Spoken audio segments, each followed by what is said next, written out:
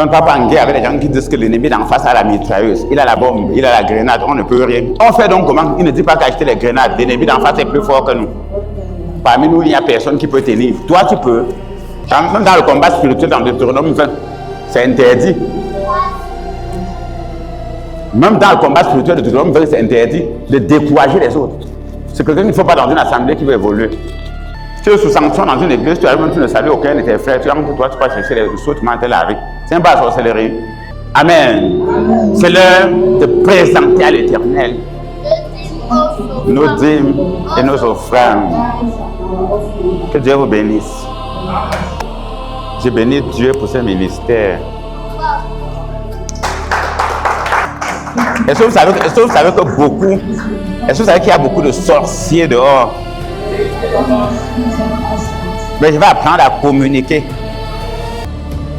Dans la vie, il n'y a aucune situation qui soit éternelle.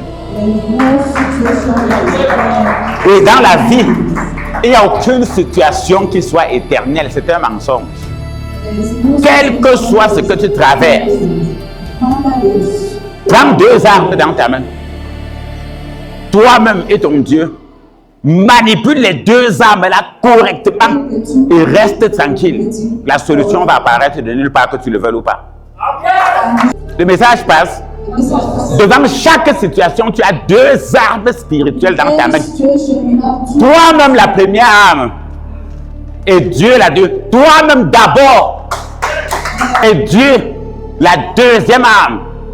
Quand tu essaies, dès que tu as essayé, jusqu'à tu vois que tu ne peux pas, c'est que c'est l'heure de Dieu. N'appelle pas Dieu pour ce que tu peux, ce que tu rabaisses ton Dieu. Vous comprenez? N'appelle pas Dieu pour ce que toi-même tu peux faire. Tu es en train de le rabaisser. Imaginez-vous un chasseur qui vit de la chasse. Pendant qu'il va à la chasse, il marche en route, il a sa carabine. Il voit un cafard, il tire sur lui. Il voit 1000 pattes, il tire sur lui. Quand le lion va sortir face à face, un problème va se poser. Quel est le problème qui va se poser? Les balles sont finies. Et pendant qu'il va crier, le lion va rire. Et le lion va bondir sur lui.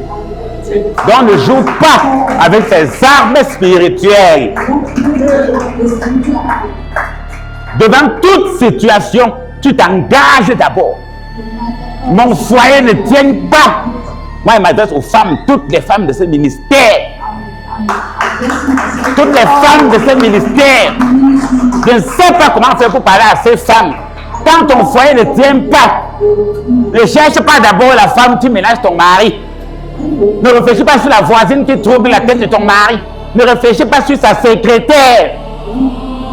Ne pense pas à ta belle-mère qui ne te voulait pas depuis le jour de la dot. Commence à dire, ma part de défaut que je dois corriger, c'est quoi? Oh,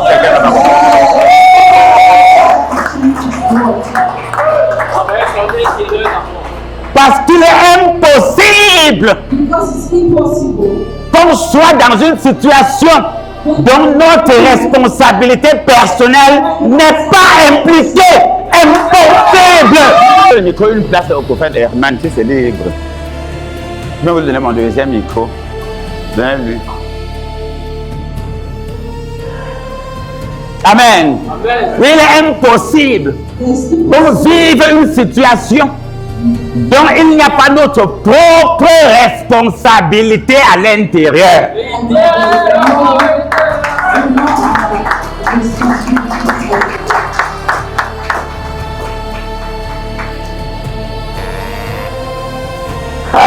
Amen.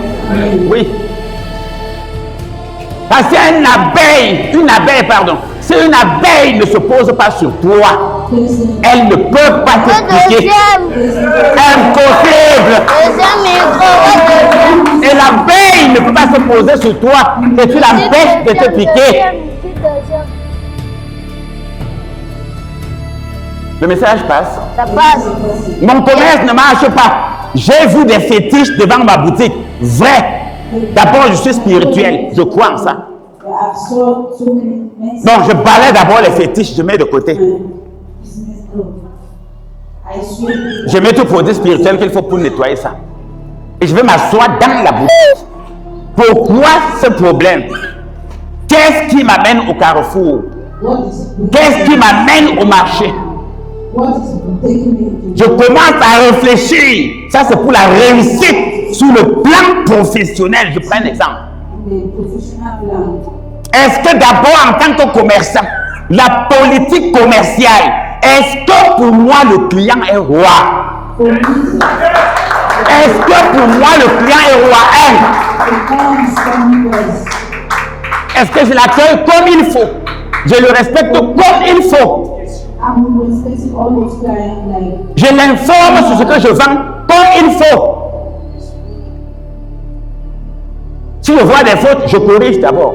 Quand tu corriges tes propres fautes, oh, je vais vous donner des techniques de combat. Quand tu corriges tes propres fautes, avant d'aborder un problème, la solution est déjà là à 65%.